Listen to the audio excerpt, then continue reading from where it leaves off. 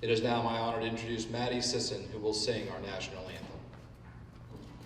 Oh, say, can you see by the dawn's early light what so proudly we hailed at the twilight's last gleaming, whose broad stripes and bright stars through the perilous fight o'er the rampart we watched were so gallantly streaming, and the rocket's red glare, the bombs bursting in air, gave proof through the night that our flag was still there.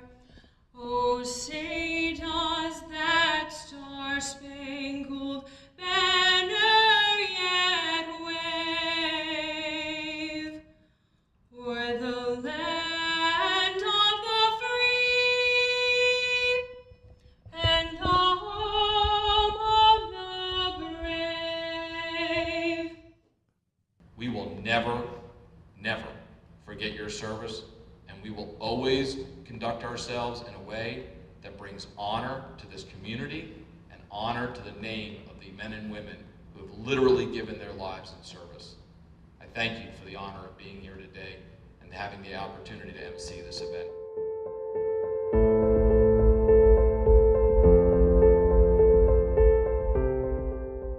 We moved here in '65, and in 1967, Eddie Wright asked me if I'd join the fire department. I've lived 1 mile east of Middleburg on a little family farm all my life.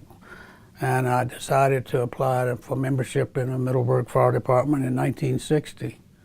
I was elected to the fire company, and almost immediately they voted me to be secretary. And I said, well, no, I just got here. Let me get my feet wet first. So I was secretary for 10 years, and then vice president a couple of years. So I had 15 years, 1960 to 1975.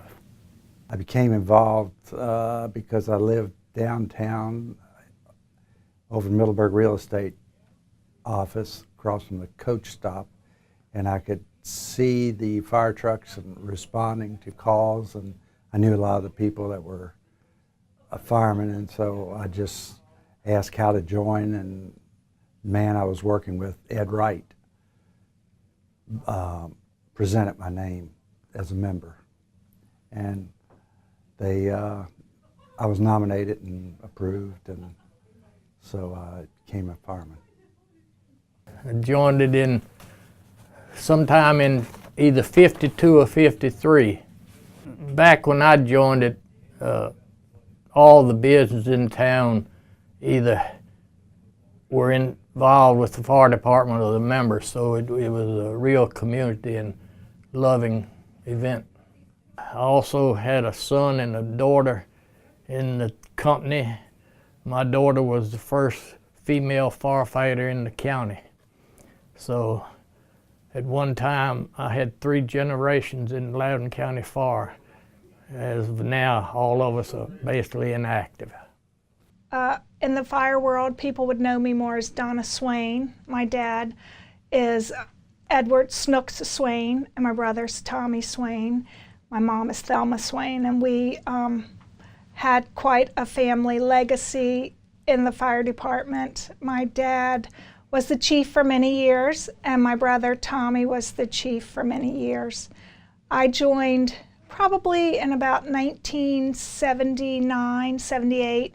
We think that I was the first woman firefighter, but definitely the first in Middleburg Fire Department. Well, I joined in 1956, either June or July of '56. Ed Swain, which is better known as Snooks, asked me to join, and I just thought it was something I liked to do. I was a charter member of the Ladies Auxiliary. My husband's in the fire department, and has been for years. My father and uncle were charter members of that day, 1936.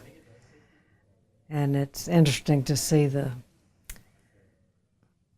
all the things that they have out there with the names on them and the minutes of the meetings and old pictures and stuff. It just brings back so many memories. I got involved in the rescue and fire department in 1975 and moved in 1990. My son, Michael Swartz, was a member before me. My son is the reason I got involved, and we had a relay who would be the best, and I always made it better in test marks than he did. I was a police officer in 1970 to 74 for the town of Middleburg, and then went to the sheriff's department from 74 till 89. At that time, I became chief of Middleburg and worked there till 97. But had a lot of interaction during those years with the volunteer fire department. Became very good friends with most of the community and embraced it as my own, actually. And most of the guys in the fire department and their families are close friends of mine to this day. I became involved with the Middleburg Volunteer Fire Department through visits that I had in the early 90s, late 80s, early 90s, to Middleburg. My sister lived here, and she had some friends, and you've probably heard about them before, Carol and Francis Bowersock. And they were very involved in rescue. And as I spent nights at people's houses while I was visiting, these tones would go off and everybody would jump up and run out of the room. And they talked about it, the work that they did. They were EMTs, not firefighters, and medics. The work that they did just completely involved their lives, even though they were working as regular jobs at the same time. A few years later, in 1990, I ended up moving to Middleburg, and I joined the fire department right away. I started out driving, as many do, while I was in EMT class, and it was a fantastic experience. I will tell you that I drove for about 9 months. That's about how long it took to get through the EMT program and get the certification. You just never knew what you were going to run into, and you do so many of them, then you sort of, I guess it's like an undertaker, you know what you got to do when you go out there. You never know what you're going to face.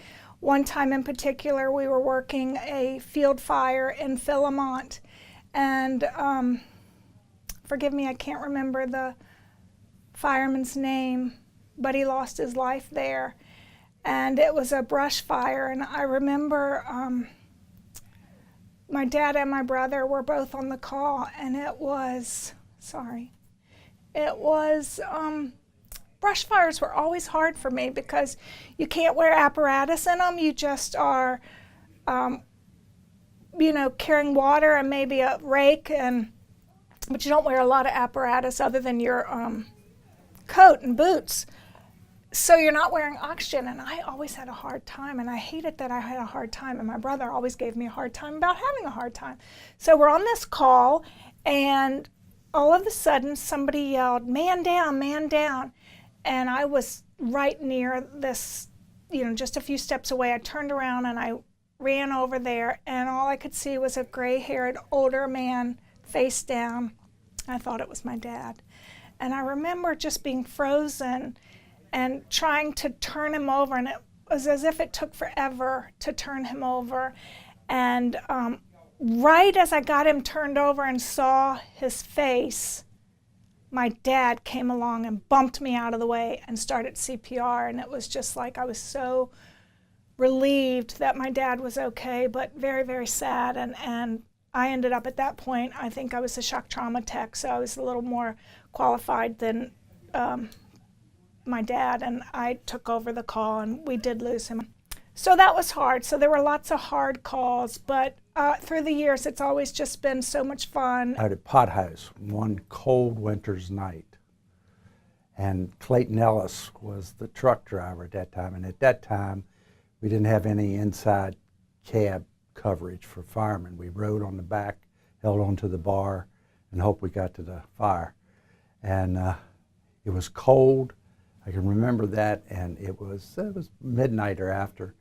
And when we arrived at the fire, it was an old, it was a barn area with trucks in it that had just gotten back from hauling hay, and the hay touched the muffler, caught on fire, and everything was in flames when we got there, and it felt so good. It was cold, and that fire felt so good, and you could see the change in the firemen as the fire was put out. We suddenly became ice balls from the water and stuff sticking to our coats. I had a lot of happy days.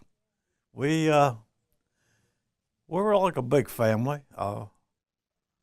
We had a lot of good times. The story is, we had come back from a run. We had been on a call, and I don't remember what the call was, but Clayton was driving, or officer or something, and I gave Clayton a bunch of lip. I was being smart with him. I was young, 18 or so, 19. He still gives you a bunch of lip.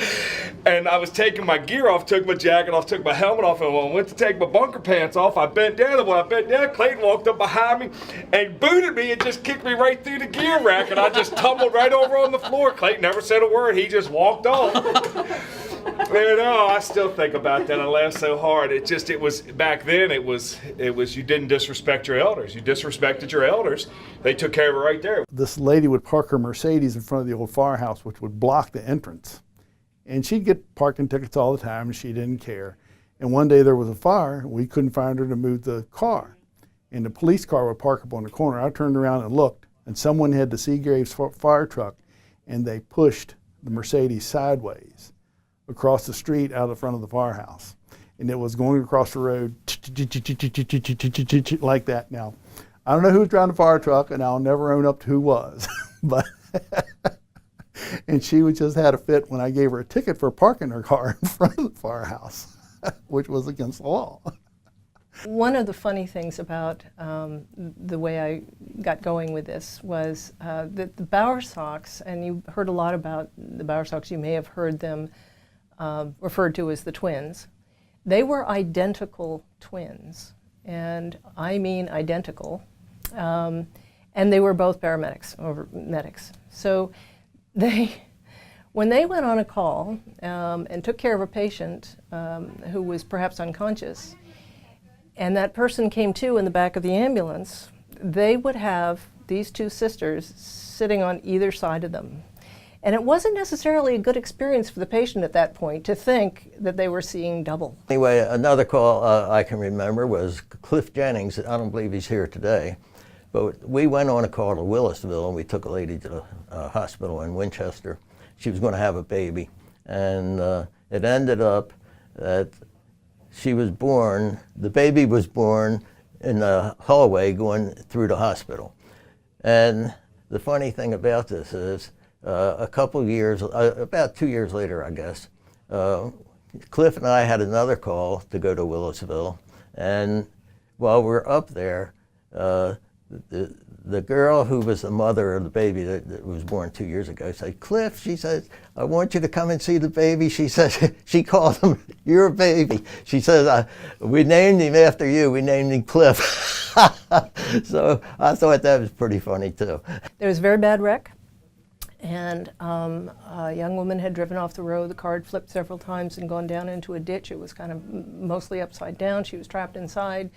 She was bleeding badly. And when the call went out, people came from all different directions. The ambulance came, of course, and the fire truck and what's called the squad truck came too. The squad truck is there to stabilize the car, because you can't just jump in and grab somebody out. The car could turn over further. So they were down there with what they call cribbing, 4x4 cribbing that they put around the car to make sure that it doesn't move while they're trying to cut this person out. Meanwhile, the EMTs are down there, and they are, desperately trying to control bleeding on this patient. So that was all going on, and volunteers are still arriving to the scene. What can I do? What can I help with? And Karen arrives, and she calls down, and she says into the ditch, and she said, "Okay, I'm here. What do you need?" And somebody yells up, 4x4s. And so 4x4s were gauze pads. unfortunately, 4x4s are also cribbing.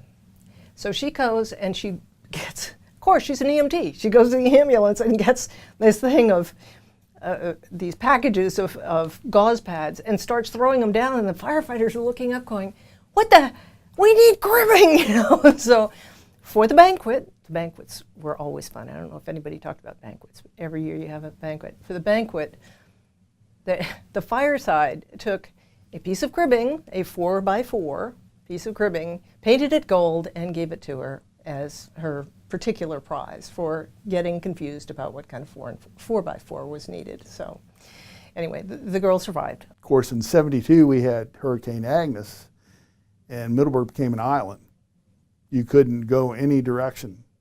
It was all underwater. So fire and rescue guys, they stayed here around the clock, took care of people. And then later on in '72, we had a freak Thanksgiving snowstorm.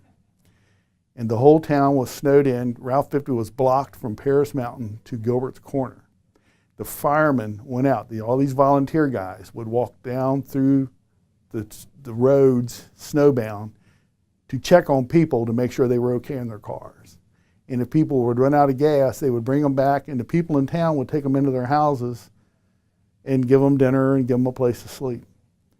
And I was staying in a house here in town, which is on the corner of Madison and Route 50, and it was John Tolliver's house. And they were in Florida, and I would stay there for them.